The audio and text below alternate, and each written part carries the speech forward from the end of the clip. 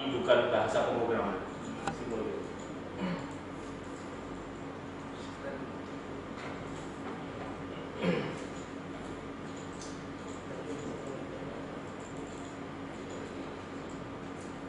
Nah, ini ada algoritma demodulasi FM Pak, yang menggunakan perbedaan fase, ya, menghitung percepatan fase atau perubahan fase ya, dengan diferensiasi. Ini ada MATLAB code-nya yang buat, ya, jadi saya akan copy paste dan saya akan coba modifikasi Pak coding yang tadi.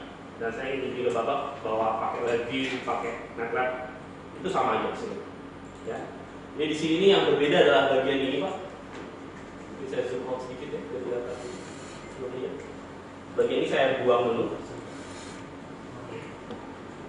Ini saya besarkan ke kanan, jadi agak luas. Di sini saya cari yang namanya match script.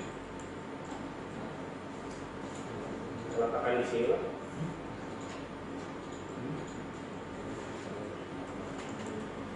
Ya, nah di sini untuk codingnya tadi sebentar saya ambil dulu. Ini adalah MATLAB file-nya. Ya, saya zoom in dulu sebentar biar kelihatan ya. Jadi data ini menghitung angle dari sampel yang masuk. Sampel ini adalah data IQ data. Ya. Sehingga di sini Pak saya ambil input dulu dengan nama samples. Harus sama ya, ini dengan ini. Ya, di sini jenisnya saya ganti dulu sebentar Pak. Ini adalah waveform file.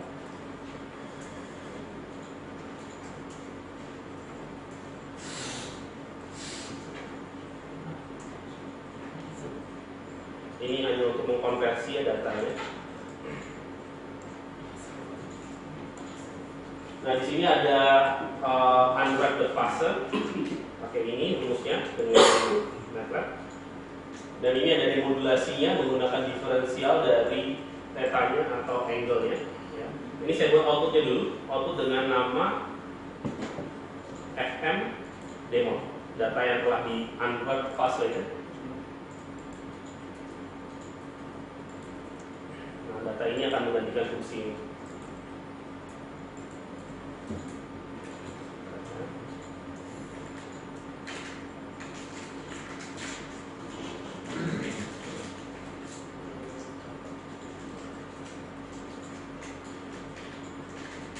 Kira-kira seperti ini.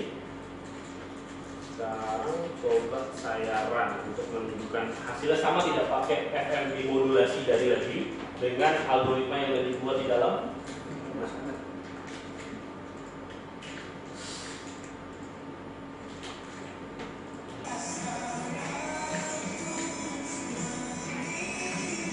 Bisa dimodulasi dengan hasil yang sama ya, antara pakai MATLAB atau pakai algoritma yang ada dalam LabVIEW. Jadi dengan seperti ini, Bapak kalau udah ngembangin pakai MATLAB tidak harus rewrite coding lagi, tapi bisa digunakan atau use kembali di dalam LabVIEW. Dan ini bisa running di dalam hardware.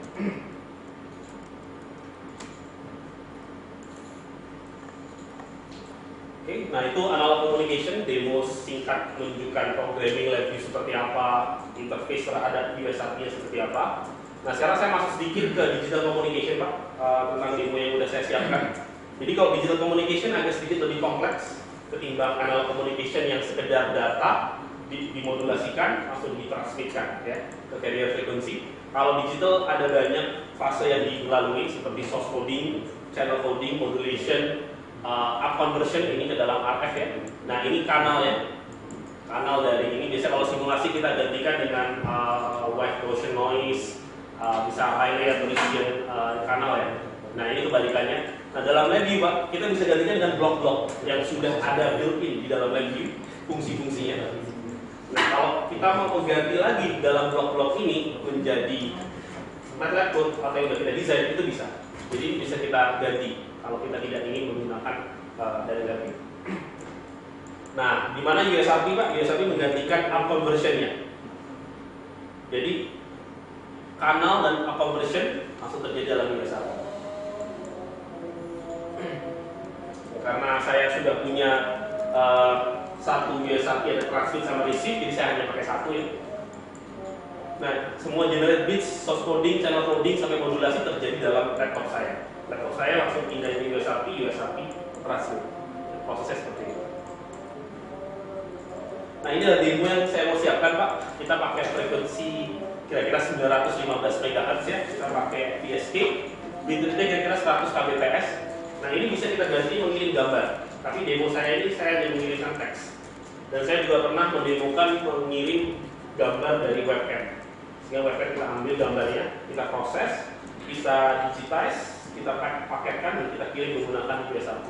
Jadi kita bisa kembangkan kanal-kanal kita ini. Nah, ini contohnya dari transmitternya. Ini yang mentransmit data. Contoh ini adalah PSK. Nah, ini adalah paketnya. Jadi satu paket itu terdiri dari beberapa komponen, guard band, ya, synchronization sama number paket. Jadi data yang kita kirim terus.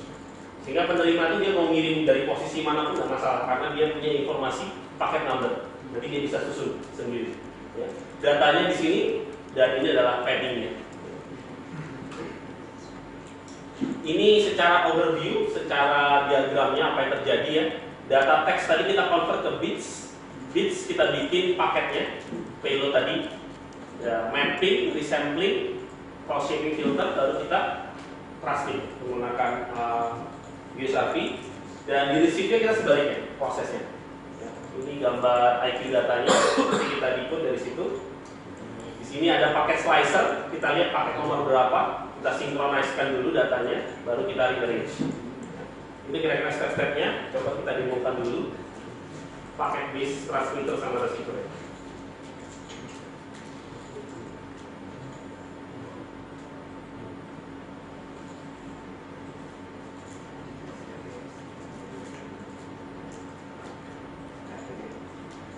Saya buka transmitter, saya buka receiver. Saya ambil transmitter dulu. Nah, ini data yang kita kirim, Pak. Data ini data teks saja ya, random teks. Konfigurasinya saya pilih PSK. Ini tadi informasi yang berapa bit guardnya, sync-nya itu susunan paketnya ya.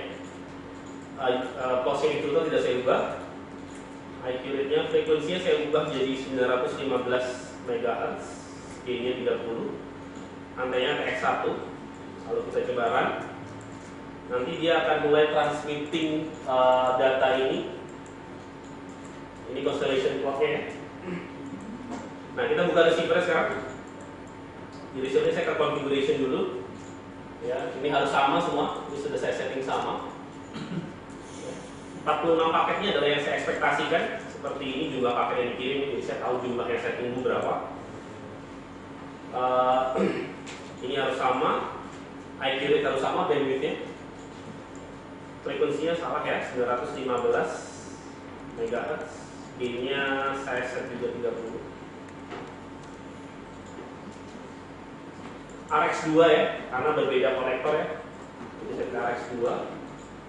10 milisecond cukup untuk mengambil datanya. Kita coba run. Ini compiling dulu sebelum dia mengeksekusi programnya dan mengambil data dari USRP.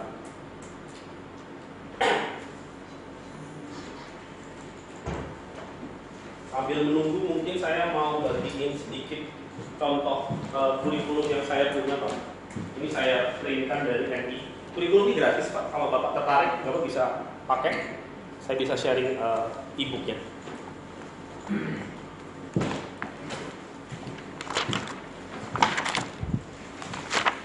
Nah, ini contohnya ya. Jadi setelah paket diterima penuh, program akan berhenti. Nah, coba kita modifikasi sedikit contohnya ya. Ini udah terima paketnya, 46 paket. Sekarang coba kita ubah yang kita transmit, kita kurangi.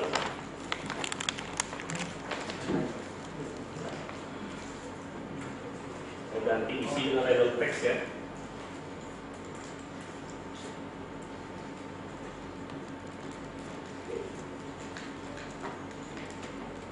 Coba kita run dulu. Saya masih pakai modulasi yang sama, cuma datanya berbeda, sehingga paketnya harusnya berkurang ya, kira-kira 17 paket. Di receiver yang saya ganti, saya akan kurangin satu aja, sehingga saya hanya ekspektasi 16 paket. Lihat efeknya, lalu saya coba run lagi ya, sampling rate sama, IQ rate sama, frekuensi sama, hanya datanya berbeda. Untuk menunjukkan bahwa ini transmisi data live dari air transmitter ke receiver.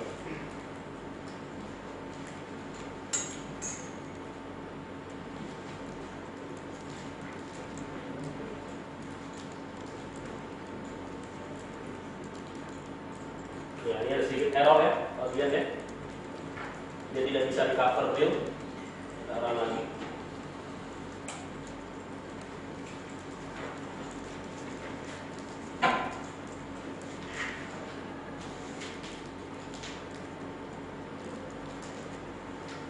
Nah, ini baru betul. Ya, dia bisa merecover datanya. Ini ada putus di sini komun ya, karena saya mengulangi satu paket misi dari yang kita terima.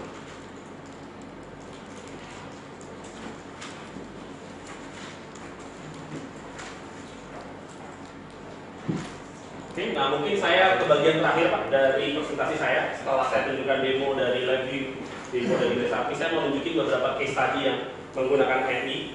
Kebanyakan aplikasi kita ada beberapa contoh adalah record sama playback. Ini paling sering. Artinya kita ambil dari USRP, kita record, kita simpan di dalam hard disk. Baru nanti kita analisa. Paling umumnya biasanya kita menggunakan GPS. Jadi USRP dan juga laptop berjalan dengan mobil.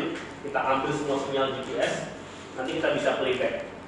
Ya, salah satu contoh. Kalau Bapak mungkin pernah main Pokemon Go, itu kan mengharuskan kita jalan-jalan ya. Nah, ada teman-teman yang pakai USRP, dia cukup mendownload lokasi longlet ya, dimasukkan ke dalam transmitter gini, jadi dia pakai HP dia, sehingga dia nggak perlu jalan kemana-mana. Dia cukup mentransmit data trajektori dari posisi yang dia inginkan. Tapi itu masuk abuse dari Pokemon Go. Ada hukumannya kalau ketahuan. Nah, terus ini ada cognitive radio dan white space ya. Ini biasanya untuk research di bidang signal intelligence. USRP banyak dipakai. Dan di dalam USRP ini banyak Pak example coding. Salah satunya kita punya itu adalah ini. Jadi kalau Bapak mau baca data SSID ya, kita punya example untuk WiFi yang versi B. Jadi kita bisa decode pakai algoritma ini dan kita bisa keluar output dari data SSID-nya. Ya, tapi kita hanya bikin example untuk B. Ya, nah kalau Bapak bikin untuk A, untuk D, untuk N, silahkan coba sendiri. Cuma seiring berbeda standar, berbeda juga protokolnya. Jauh berbeda. Kalau yang P sudah ada.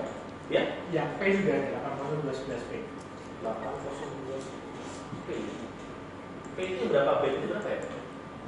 10 mega. Kalau communication wave. Oh, oke. Sudah ada. Saya rasa belum. Saya belum dengar. Belum. Saya belum dengar. Example berikutnya itu adalah beacon dari pesawat terbang lah. Itu pakai protokol apa saya lupa ya. Tapi ada example untuk USRP sehingga kita bisa tahu pesawat mana yang lewat di area yang dekat dari sini. Itu ada contoh example. Nah ini saya bilang Pak yang dicoba maksimum pakai USRP Ethernet maksimum 8x8.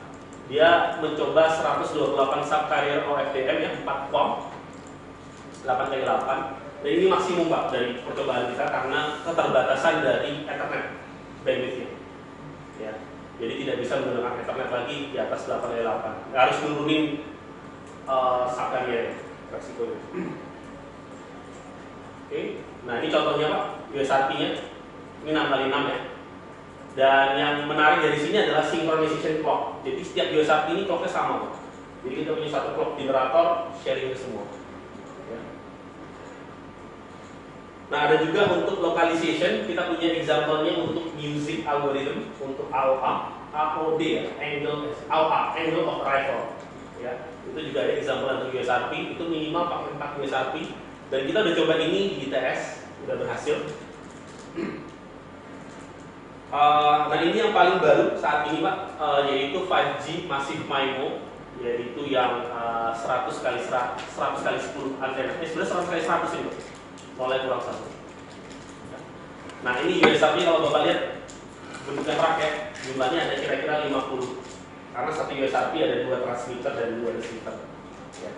Nah ini sinkronisasi di belakang Pak, jadi kabelnya lumayan masif ya, 100 kali 100 itu.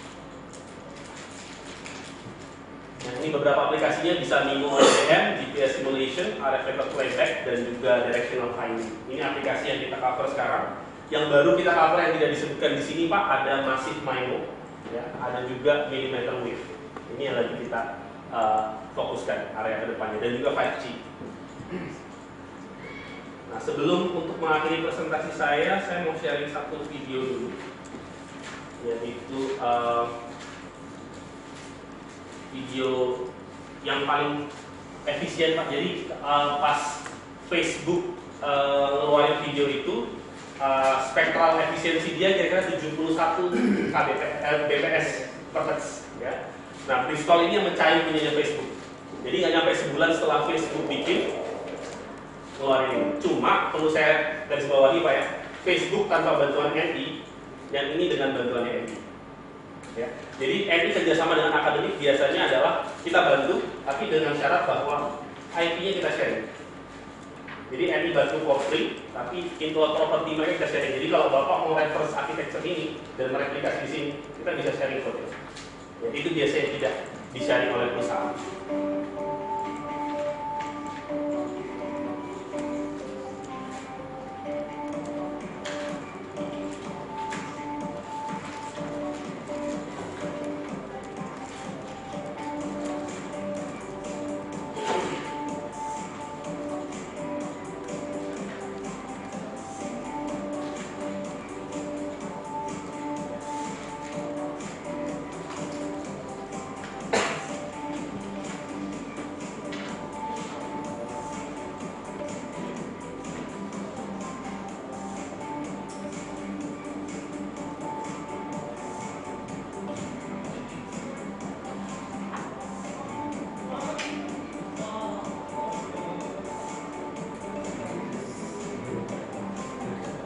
Postdoc studentnya yang develop algoritma dengan NI. Ini modulasinya per receiver per user bisa beda-beda.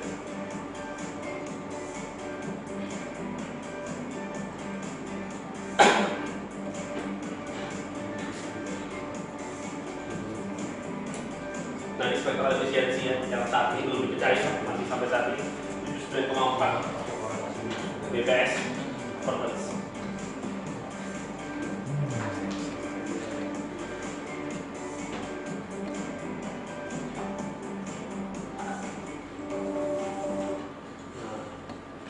Kira-kira sekian dari saya Pak presentasinya. Kalau ada pertanyaan monggo bisa tanya saya offline. Nanti setelah ini saya bagikan kartu nama saya kalau Bapak mau.